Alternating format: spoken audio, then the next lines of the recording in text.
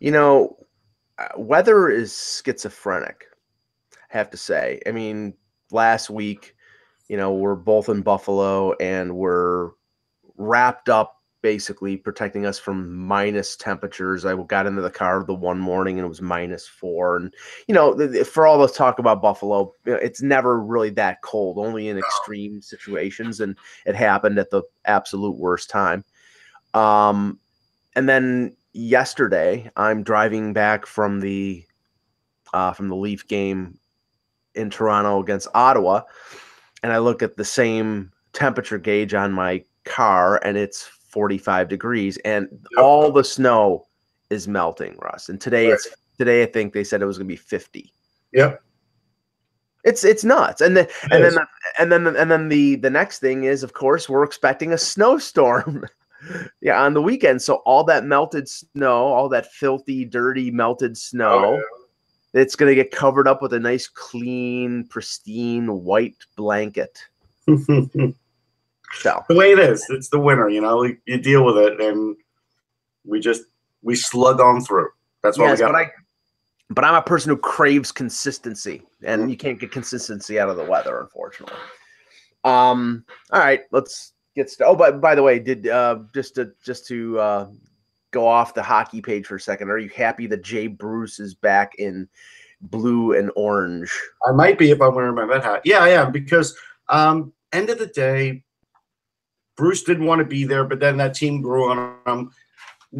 Regardless of what you think about ownership, they have a lot of good guys. And I think Bruce liked it there, just didn't like ownership. Right. And so I think he was looking around, and when he got a comparable offer from the Mets, he said, you know what? I kind of liked it there. He did help them get to the playoffs. Yeah. That one game playoff. He was integral in that whole season. He's a run producer. So at the end of the day, I'm happy to have him back. And he was good with Cleveland after the trade. Was it a multi-year deal or 1 year deal? Or? Yeah, 3 years, $39 million. Okay. So it's a very reasonable deal. Okay. And I was listening to New York radio on the way back from Toronto. I'm sorry.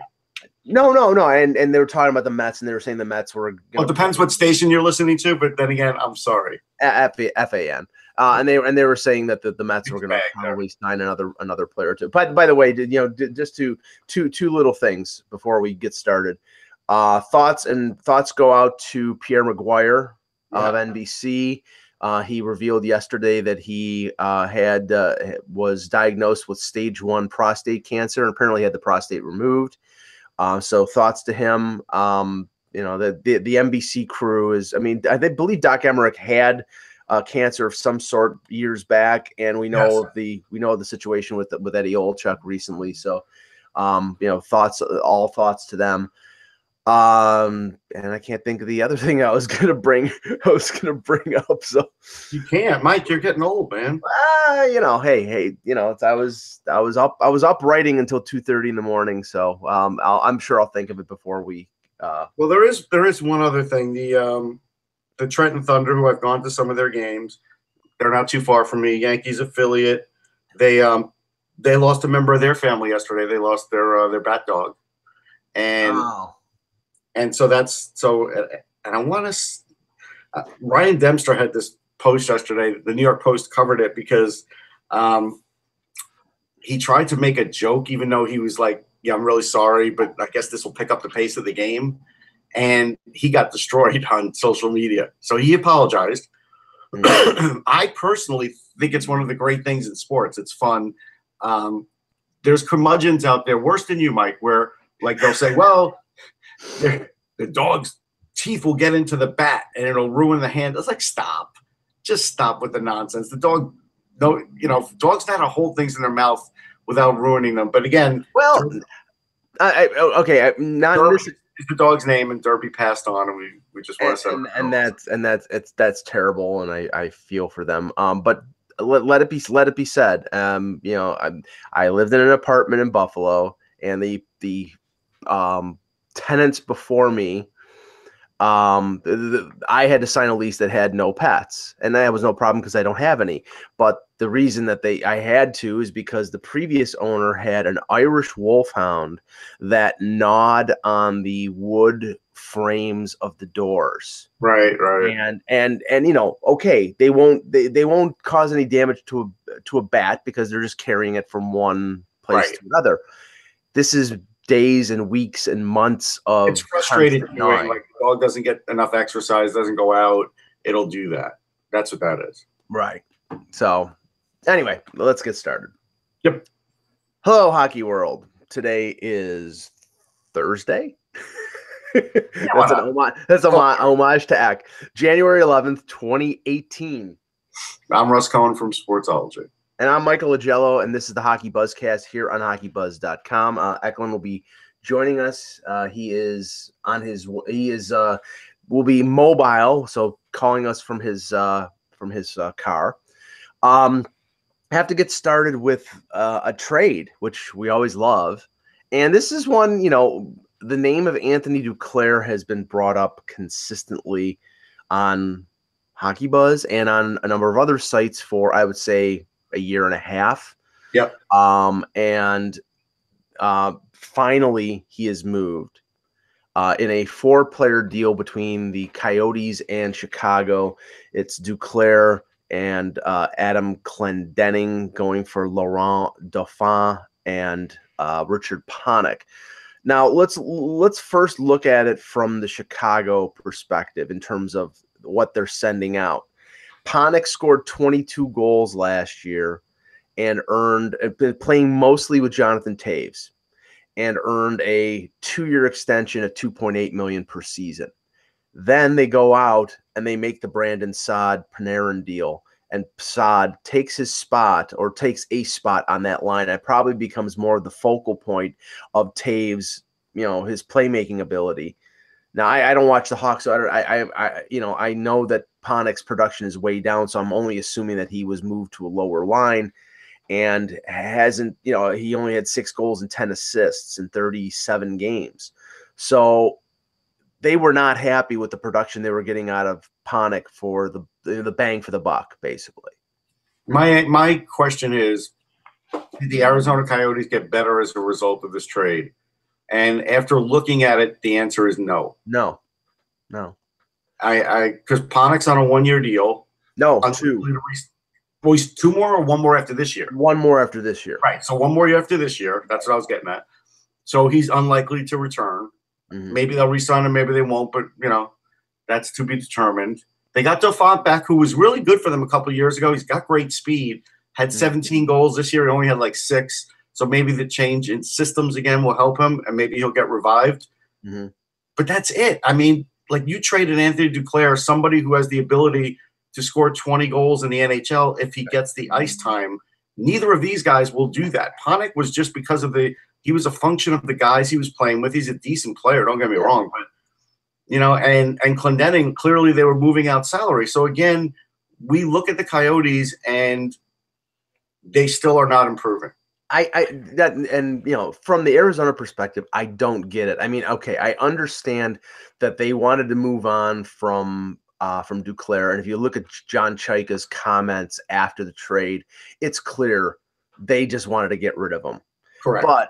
But in the NHL, even a player that has problems, if he has talent, teams are going to be willing to take a chance. This is a guy who scored, that rookie year with him and Max Domi. They lit it up. He's got talent.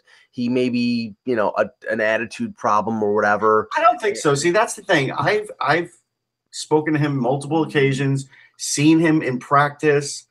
I don't think it's that. I think these coaches just don't like his play away from the puck. And at some point, you have to just deal with that if he's going to score you 17 to 20 goals. Like, that's, if you want to limit his ice time a little bit, that's fine. Put him on the power play, put him in a top 9 situation, and that's what you're getting. But, I mean, that's something the Blackhawks needed. Well, I was going to say, do you think that Quenneville is a type of coach that would allow the freedom Panarin isn't exactly a defensive. Desperate for goals. I don't think he's going to have a choice. Yeah, but that's the thing. Got speed, he's got strength, and he has goal scoring ability. Yeah, and that's the thing. That's the thing from the Arizona perspective that I don't understand. Okay, you have a lot of young forwards. You're willing to move on from Duclair, but you should be trying to get maybe another draft pick. You should not, unless you're so concerned next year about getting to the cap floor, which they might be. Panik was a salary dump for the Blackhawks. Right. Really. They cleared 2.8 and they cleared 650,000, I think, in Dauphin. But he was in the minors. Right. So it didn't really matter. So the main focus was they cleared Panik, who they clearly wanted to move on from. And in most instances, they probably would have had to pay somebody to take that money off their hands. And in this instance, they get a prospect who might turn out to be a pretty decent player for them. Yeah, this is one where I get it's an economic move for Arizona, but it doesn't look good. And for next year, it won't look good either because, again, you're now – I still can't tell you what their lineup is. Is it a lineup of youngsters and we're going completely with youth? Is it a lineup where we're mixing it, which I think they are mixing it to some degree? Is it, I don't know what kind of team they are. I just don't. And it just seems to be, I mean, there seems to be no cohesive strategy right now in Arizona. And that's the concern. There's a lot of talent there. I mean, I thought that the blue line moves that they made, bringing in Demers, trading for Yarmulson, solidified their top four. That gave him a decent base. I was questionable about Ranta as the goaltender, but he did play well with the Rangers. And you can't dispute the talent of some of the young guys that they brought in. That Arizona brought in or drafted in Keller, and then the players who are already on hand. Dylan Strome has been going back and forth between Arizona and Tucson, but there's a lot of talent there. And honestly, in my mind, even if he is a problem, to give away Duclair for basically a guy who was being overpaid after having one good year, it doesn't look good on Chaika. So that's still the worst team in the league at the end of the day. Eck, what were your thoughts on the Duclair deal? Hey everyone, sorry, let me just get onto the road here. I apologize, I'm driving today. But I wanted to jump in for sure, and I'm glad we could do this show so early. Thank you guys. Surprised. I mean, not surprised by the team he went to because, every year we seem to forget that Chicago wants to do that. Chicago's going to do this, Right. Chicago has typically, I mean, if you go through, I've got to go through the names, but every time one of these big guys is taken off the board early, I remember like Chicago doing this in the past. Like this is something that they like to do. And I don't understand why more teams don't do it, to be honest. I mean, especially with how close everything is for the playoffs. Why wouldn't you do it? Rutherford does it. Rutherford does his moves early. Yeah. But he does. He's one of the few. Brian Burke likes to as well. And he hasn't, we haven't seen him for a few years. But I think that the first thing that came to my mind actually was Calgary right away on this deal, because I think Calgary is going to be in a situation now where they're kind of up. They're gonna have to match this somehow. St. Louis and Calgary, two teams that really are right in there. They're right in there in this race, and both are having struggles. Both are looking for forwards. I believe, probably made calls on Duclair. I know St. Louis did at least. Well, based on the price that Chicago had to pay, it wasn't surprising that they would make calls in on Duclair because it basically cost Chicago nothing for a potential positive, a guy who could score, as Russ said. Second half of the year he could score 10, 11 goals maybe. Yeah, I mean Panik has a lot of people who believe in him. For what it's worth, he did have a good year, but he does have a strong. There are strong supporters throughout the league, especially scouts and things like that, who say that he's, on the verge of being something. And I think. So let's say this, Zach. Let's say Panik is on the verge, and next year he has 25 goals. What's the likelihood that Arizona is going to get to sign him without him testing the market? I think 0. Right. Well, well, maybe not. I mean, because if you're Panik, and you get 25 goals and you do really well, I mean, there's no better place to be than Arizona for him. Like that's like a great. I mean, first of all, people. Yeah, but not if you all of a sudden want to make big money. They're not going to give him big money. They've got money to spend, though. I mean, they have money, but they're not going to give him big money. I don't think so. But also, I mean, I think at some point, and this is kind of horrible to say, maybe, but no, it's not. I mean, it's worth saying. At some point, we have to start thinking about Arizona as maybe somewhere else. Oh yeah, And I don't say that necessarily affects Panic, but if you're going to sign a 7 or 8 year deal with Arizona, I think you're thinking about, okay, then you are thinking about possibly. I think Ekman-Larsson will be that. Yeah, that's apparently that's definitely a factor with Ekman-Larsson. Like as Kevin said on one of the previous webcasts, he said, if they stay in Arizona, Ekman-Larsson's more likely to stay. But if they go someplace else, then he likes it there actually. But that's a hard problem for them because it's hard to give them assurances on him. Right, and you got to remember, Panik is not a spring chicken. He's in his late 20s. This is his 4th NHL team. He's played well in Tampa. He's played well in Toronto. He's a role player. He's a third, fourth line guy. He got put into a position where he was playing with Taves in Chicago, and he had a career year of 22 goals, and they paid him as such. But, I said to Russ, I didn't understand this from an Arizona perspective unless it was that $2.8 million goes towards the cap floor next year, and maybe they needed a little boost because, all these other contracts that they, the Datsuks and the Prongers, those are all gone. Right. So they actually have to spend money. Or we look a step beyond that. Maybe the step beyond that is they're trying to be in the Dahlin sweepstakes so they can hedge their bets in case they lose Ekman-Larsson down the road. Yeah. I think they're trying to be in it. I think that they would obviously want to be in that sweepstakes either way, right? So, well, now they're short of it. Like now, they're Duclair is a tough. They're the top team. Duclair is a really tough player.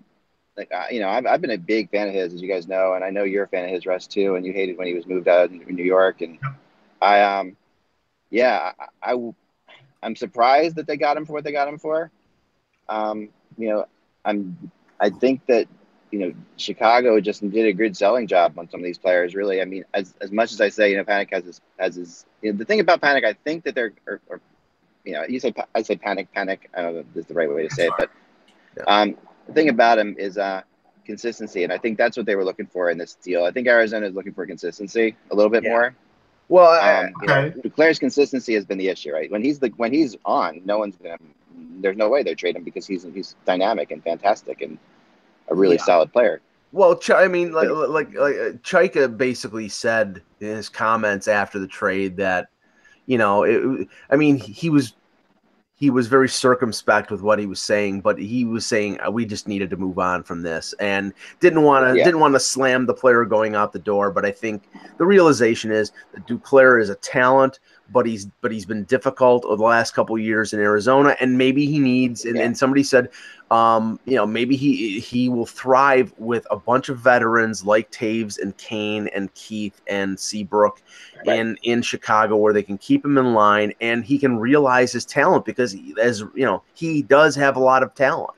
But what does it say about Arizona, where Chicago literally comes calling every year now when the cap looks bad and they need a tweak?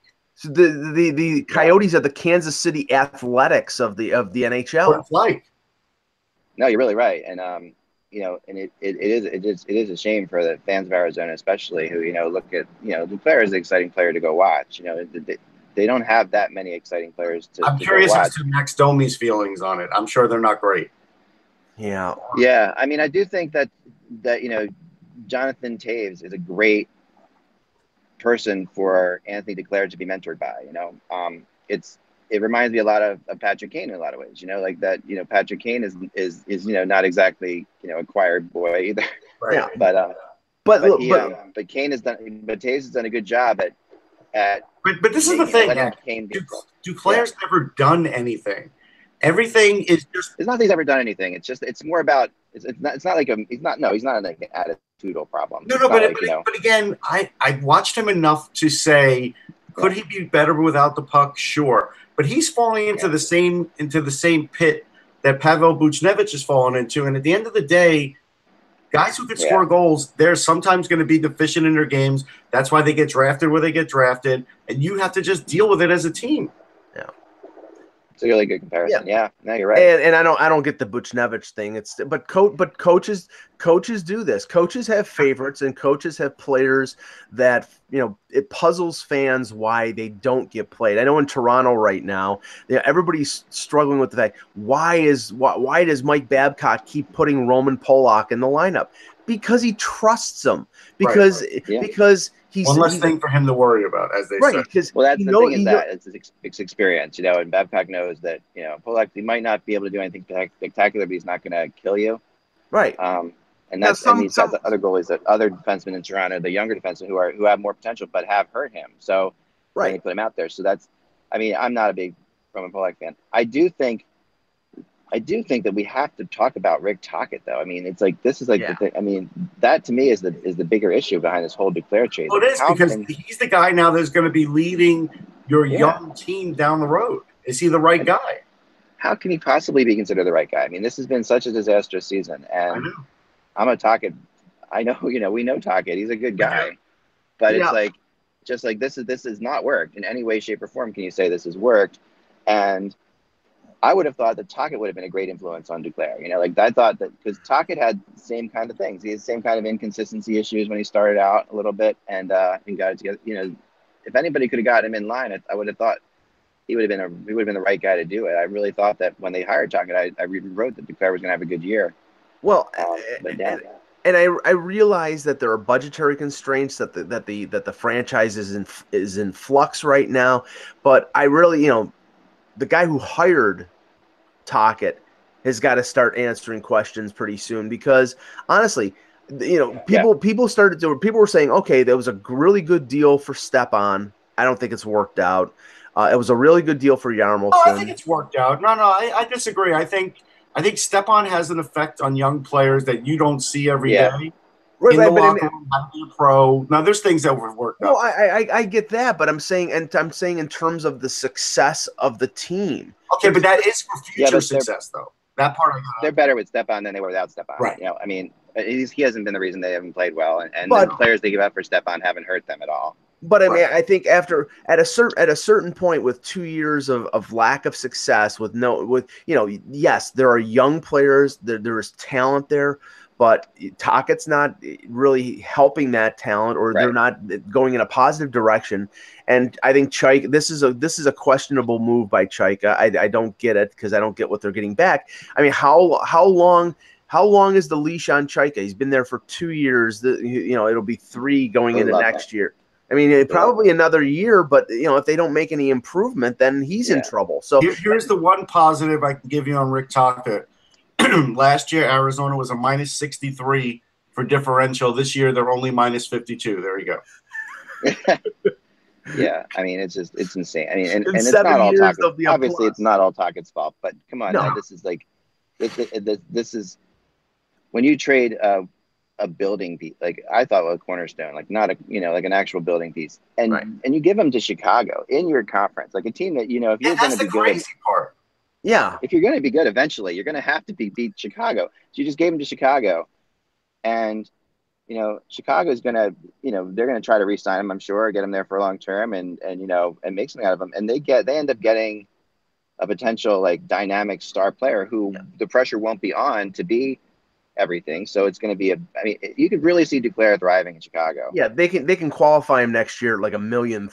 So if they just want to go that route just to hedge their bet, that's something. But I could see them going doing a 4-year, $3 million a year deal or something like that. That's a Chicago type thing to do, because they could get a potential guy who could score 30 goals. At $3 million. if he plays well down the stretch. But the thing is, Zach, is that they just dug themselves out of a little mini hole with Panik. Why put yourself back into it when you don't have to? That's all Chicago does.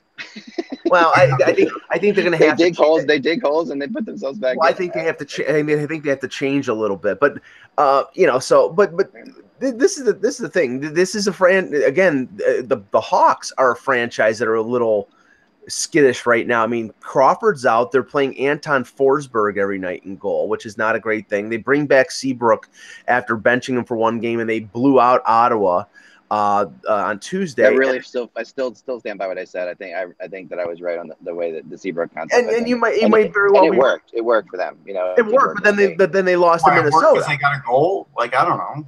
It worked, and then they lost 2-1 to Minnesota. So it's like, great. They got all enthused about, are all psyched up, and they beat Ottawa, which Toronto couldn't Well, do. yeah, and I think looking back on it, the fact that they knew that they've dominated Ottawa, so that was a good team for them to do it against to start with. Yeah. Minnesota's a tough one. Real quick before I have to go. Yep. The two players that I think you have to turn to now are Max Pacioretty and Evander Kane. Well, we're going to talk about Kane in a there's second. lots to talk about with Kane. Yeah. Yeah, and I think that these are the guys that looking at St. Louis, Calgary, and I even throw Nashville in there because I've heard Nashville is really trying hard to get another scorer, even though they're in pretty good shape right now. Okay, I will say this. David Poyle has got a good thing going on there. There's, they made a good ad with Bonino. They made a good trade in getting Turris. Everything is going positive. Rene's, the defense, the offense. Why risk it by bringing in a guy like Evander Kane? Because Evander Kane. No, you're right about that in some ways. I agree with you. Plus, I'm not sure Lavia lets the Kane whisperer. I'm not sure. That is a big thing. I do agree with you on that one. But I'm gonna have to go, guys. Okay. Sorry, but thanks again. Thanks, and check out. I'll be updating the blog later this afternoon. And thanks so much for doing the show, and keep checking back on Hockey Buzz because like I said today, I wanted to thank the Hawks for starting things going here. So it's gonna be good. Okay. Thank you, guys. All right, thanks, Zach. Let's continue on that because yesterday, Russ, I watched 2 periods of the Winnipeg Sabres game without throwing up. And the Sabres were completely manhandled by Winnipeg. And I don't blame Phil Housley. He inherited, the Tim Murray, Dan Bilesma team. Right now, there doesn't seem to be a lot of direction. They started to call up the young guys. They called up Brendan Gooley. They called up Linus Ullmark, which I think means probably in the next couple of weeks, either Leonard or Chad Johnson gets moved so they can get Ullmark some playing time. But in a practice on Wednesday morning, Evander Kane, it was a drill. I think it was a one-on-one drill, and him and Bogosian go into the boards, and Bogosian hurts his ankle and was helped off the ice, which is just another in a long line of injuries for Bogosian. You got, in a way, you got to feel for the guy because he just can't stay healthy. It was a groin early in the year. Now it's an ankle. But Justin Falk, who's basically a 7th defenseman on the Sabres, confronted Kane on the ice, called him selfish, dropped an F-bomb. It was like this whole thing. And then Kane afterward just sort of sloughed it off and said, I didn't mean anything, whatever. But Kane, this is par for the course with Evander Kane. This is what happened in Winnipeg with the whole thing with Bufflin and the tracksuit. This is the same, and we'll talk about this with Peter Tessier tomorrow. But now this is the worst thing that could happen for Jason Botterill because they're trying to trade Kane, and this just amplifies his dysfunction with his own teammates. It does, and what does it say? Like when really a guy who's passing through, like Justin Falk is a guy that passes through, is taking up for the the righteousness of your team. That right. Doesn't say a lot about your team and guys that are in that room. And I think that's the biggest thing that has to probably change there is the culture in the room. We hear all kinds of things. Look, we're never in the room, right? So we're hearing things second and third hand. The room that we see is completely different. I see a little more. You see a little more maybe at the Winter Classic because it's harder to conceal there. But end of the day, the room's not right. And that's not Phil Housley's fault. He is trying. And removing a guy like Kane will be a big help because, again, he's not a positive influence. He's just not. No, and if he is having an influence on the young guys on that team like Eichel and Reinhart, that's the wrong road to go down because, and the thing is, I mean, you would think because Eichel was a leader on this team, based on being their best player. And, I didn't expect Eichel to come out and dress down Evander Kane after this whole thing, but there was not a peep, and maybe that was the right thing to do.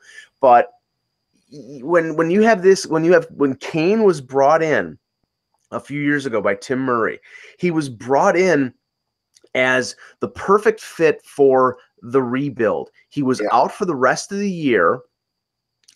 When they traded for him, they were in the process of tanking for McDavid, so he wouldn't affect the tank, and then he would be healthy the next year, and they would have either McDavid or Eichel, and he would be on their wing. The problem is that all the off-ice stuff, the inconsistency and performance on the ice. This year he's having a pretty good year, but I just think that the effect that he has on the team is a net negative, and they can't get rid of him quick enough, I think.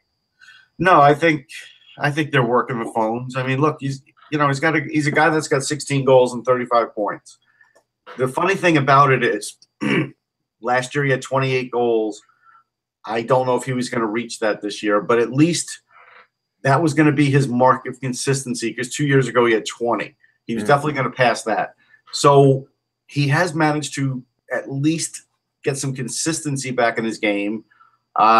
His shooting percentage is a lot better. Like, there's things that have gotten better in his game, but the one thing that hasn't gotten better is the other stuff. Like, even penalty minutes, like, they're way down, 34 penalty minutes in 43 games.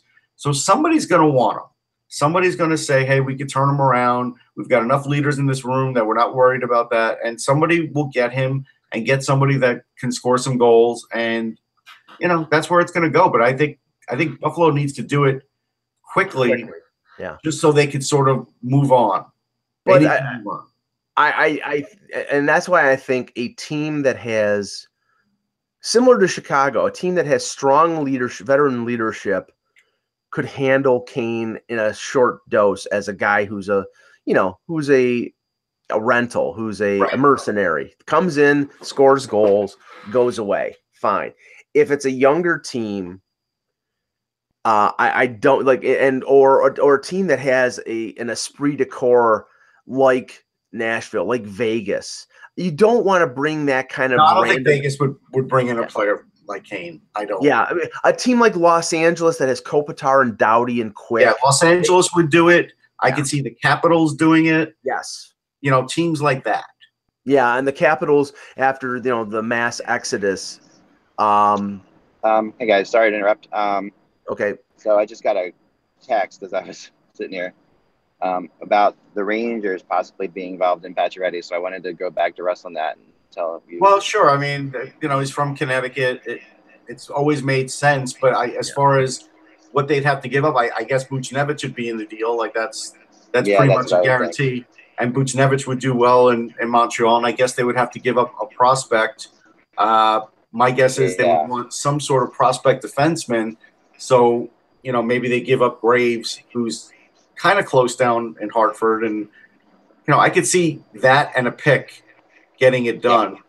It would help the Rangers. There's no question about it, especially if Pacioretty refound his game, because the Rangers do need a physical element on that team to some degree. But I don't want – like a lot of people say, well, like Tanner Glass, they didn't like him because he couldn't score. But clearly the coach liked the physical element. Pacioretty solves both of those issues. My source said that there's a player close. Basically, he talked to a player on the Rangers who is close to Pacioretty. Wouldn't tell me who it was, but said that has been discussed and that Pacioretty, would love to come there. Well, I would think Shattenkirk's close to him. That's or McDonough from the Olympic team. One or the other. I mean, Shattenkirk, I guess, probably grew up with him pretty much, right? Like, they grew up playing in the same tournaments, I'm sure, as kids. Yeah. So and the thing is that this is not like a rental situation, because Pacioretty does have another year, and I think Montreal. I don't think Montreal is anxious to move him. I feel like they absolutely have to move him. They're gonna want significant return. And honestly, I'm after what I saw out of Buchnevich last year, if Montreal got him and a significant draft pick for Pacioretty, that would be a win for Mark Bergevin, because I think Buchnevich has a lot of talent and he could help them out. Yeah, like just as an example, it definitely tips it. Graves has a way of a rebuild for sure. Yeah. And it does, which is something Montreal. I think the Pacioretty stuff is more about that than anything else. I really feel like that this is like Montreal saying, okay, we're going to send a message to our fans that we are actually, at least retooling, like at least significantly retooling. I don't think you can ever officially say in Montreal that you're rebuilding. I think the interesting thing is too, I mean, I was just looking, Graves has 150 games in the AHL. So certainly I think next year he could get a look in the NHL, or even late this year. But if they wanted Brendan Smith, I'm sure the Rangers would part with him. That would be fine. So they could get, Buchnevich and Smith, and probably a conditional first based on how far the Rangers go. That's what I would think this deal would look like. Yeah, the Habs, if they're deciding, rebuild, it's going to be a short window rebuild. It's not going to be something that's going to take years and years, because I don't think their fan base would stand for it. They would burn down the Bell Center. But it's not going to be like Pacioretty for 2 first-round draft picks or a first and a second or something like that. So it's going to be something. Buchnevich can step in right away and on their roster. And the thing is, in terms of a short term, they're in the Dahlin sweepstakes too. So I mean, they could tank for, and I'm just using tank as I'm not saying they're going to purposely lose, but they could tank for half a season, get a top 3 or 4 percentage for Dahlin, and even if they don't get him, they have a chance to get Svechnikov or Kachuk or somebody else at the top of the draft. And then come back with some young players and a new outlook next year with Carey Price. Boquist is a hell of a defenseman too. They could end up with Boquist. Get him. They're getting a lot closer to fixing their blue line too. And you have exactly. I got to go, but I got to go. But thanks so much for touching in that. And remember, you only tank in Ontario anyway, so that's not going to worry about that. Talk to you later. See you. Yeah, and you have a captain in waiting in Shea Weber. So that's I think there was always questions about. I mean, they didn't want to give Subban the captaincy. They gave it to Pacioretty instead. But there was always the question that once they traded for Weber, it was just a matter of time that Weber was going to be the captain. Three things. Does Shea Weber speak French? I don't know. They'll get an interpreter. Yeah. 3 things before we end the show. First, the games last night. We just briefly mentioned the 2-1 Wild win over the Hawks. The game I was at, Russ, was a brutal game. Yeah, for the fans at Air Canada Center, it was an infuriating contest because you had the Senators coming off the 8-2 loss to the Hawks. Craig Anderson gave up 4 goals and was basically a sieve for the first half of that game, and comes in and play. He is Superman. He was unbelievable last night. I think it was 47 shots. Yeah, 48 saves, I think. Yeah, it was an incredible performance, and he's a great goaltender. But he's a hot and cold guy. He always has been, year to year, game to game. He's hot and cold. But go ahead. I'm sorry. I was going to say, I'll tell you the battle I think you're getting mad at. I didn't watch the complete game. I was flipping around, but I watched it for a while. And the battle that seemed to be being won by the Senators was Phaneuf was handling Austin Matthews pretty well. Matthews was kind of quiet. Yeah, I mean they had ceased. He was playing, leaning on him physically. Yeah, and had an impact. It did. Yeah, they had CC and Phaneuf matched up with him, because if you match up Carlson with him, it's going to be freewheeling. Right. And I'm pretty sure that in that 4-goal game, the famous debut by Matthews, Carlson was on the ice for I think 3 of those goals. Probably. So this was the smart move, the smart counter to that. Right, but more than anything, it was the fact that the Leafs started off sluggishly. They always start slow. Yeah, they were down 2-0 forever. Right. They seem to really. I mean, in the last 5 or 6 weeks, when I think they've tried to go play more towards a playoff style game where they're playing more of a close checking, limit the other team's offensive chances, it limits their offensive chances. They're too concerned, and you have a bunch of offensive players who are playing a defensive mindset, and they're not allowed to attack, or they're not attacking as much. And guys like Nazem Kadri, who's been their shutdown guy, he's got 1 goal in 16 games. And he's a main factor on their power play, and their power play within the last 6 weeks has been in the bottom third of the NHL, and that's some of the reasons why they're not scoring as much. But yesterday it was defensive problems. Polak deflects a puck into his own net. Borgman gets burned on 1 goal. Riley had one of his best games of the year. Game is 3-3 with 3 minutes left to go. He pinches in and allows an opposition 3-on-1 for the game-winning goal. I mean, I was advocating for him making the All-Star game, but after making that kind of move, two games in a row, he's cost them, and that kills them. I saw that you previewed it as the Battle of Ontario, but for a large part of that game, it was like the Alamo. Yeah, no, I mean it was not. It was Ottawa. I believe the record now with Guy Boucher as coach of the Senators, Ottawa is 7-1 against the Leafs. Wow. So the only time the Senators lose to the Leafs is when it's in the playoffs. Okay. Two things here. One, the Canadian Olympic team will be announced today.